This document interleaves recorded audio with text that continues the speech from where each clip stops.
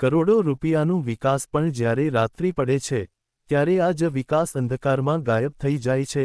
આ છે સુરેન્દ્રનગર જિલ્લાના લીંબડી શહેરનો બ્રિજ, જેનો હેતુ હતો સુવિધા વધારવાનો, પણ આજે આ બ્રિજ લોકો માટે જોખમનું કેન્દ્ર બની ગયો છે, કેમ કે અહીં સ્ટ્રીટ લાઇટો બંધ છે।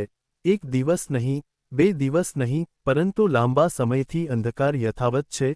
સવાલ એ છે, શું આ લાઇટો ક્યારેય ચાલુ હતી? જો બંધ પડી છે, તો જવાબદાર કોણ?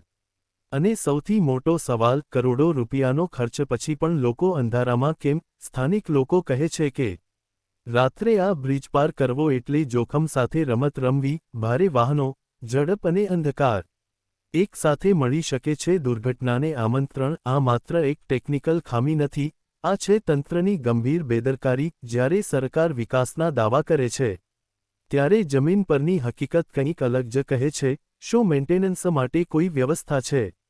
શું જવાબદાર અધિકારીઓએ ક્યારેય અહીં નિરીક્ષણ કર્યું છે, કે પછી માત્ર ઉદ્ઘાટન પછી બધું જ ભૂલાઈ ગયું છે?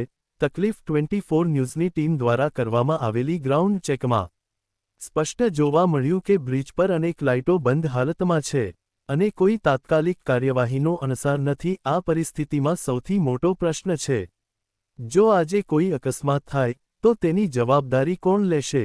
સ્થાનિક નાગરિકો હવે ચેતવણી આપી રહ્યા છે, જો તંત્ર જાગશે નહીં, તો જનતા પોતે જ અવાજ ઉઠાવશે। આ માત્ર એક બ્રિજની વાત નથી, આ છે સિસ્ટમની જવાબદારીની પરીક્ષા। આવા જ સમાચાર માટે જોડાયેલા રહો। તકલીફ 24 ન્યૂઝ।